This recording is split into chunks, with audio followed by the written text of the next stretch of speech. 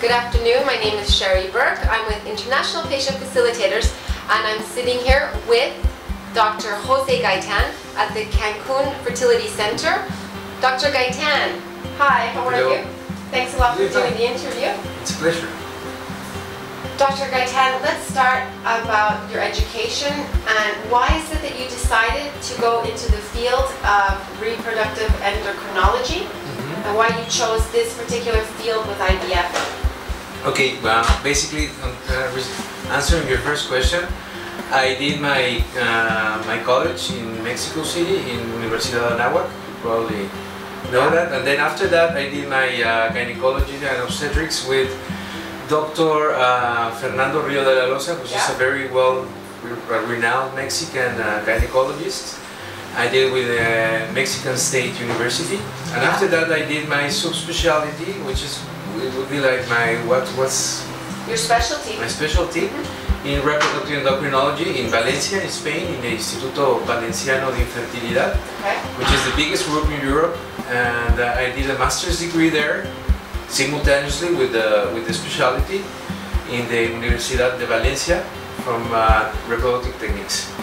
The reason it was I really liked it before everything else. When I started doing gynecobstetrics, I decided I would like to go into infertility, but life brought me here because I myself suffer from infertility with my so you have personal experience in infertility. That's right. I was a patient before I was a physician.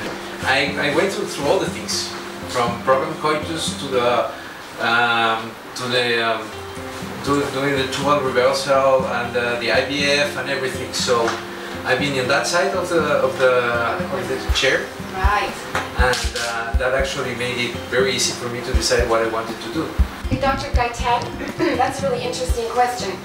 What's the difference between the IVF that you went through so many years ago and IVF today? How has it changed over all those years? Well, basically, overall it's almost the same, but very different details in the lab, and then the things that you know in the clean room, and the things that you need to pay very good attention, for example, in the lab, and all the equipment and the studies of the people doing it, right? It would be very tedious to give you all the different things because all the culture media has changed, all the procedures in the lab has changed, all the things that you need in machinery and the cleanness of the air and many things. What about the medications? Have they changed in the past 13 years, 14 years? Well, not really. We used to have more like urinary medications derived from that. But the problem with that is that it's not very stable. You know, sometimes you get very good activity from those medications, and sometimes you don't. So we're transitioning for a very quality medications. That really leads us into a really good question. Here at the Fertility Center Cancun, what medications do you typically use with an IVF patient? We use the best medication available. And a post-transfer, are you using any kind of medications to support the embryo transfer? Yes, we do progesterone, but we do it vaginally. We don't do any injections, which are painful and needless.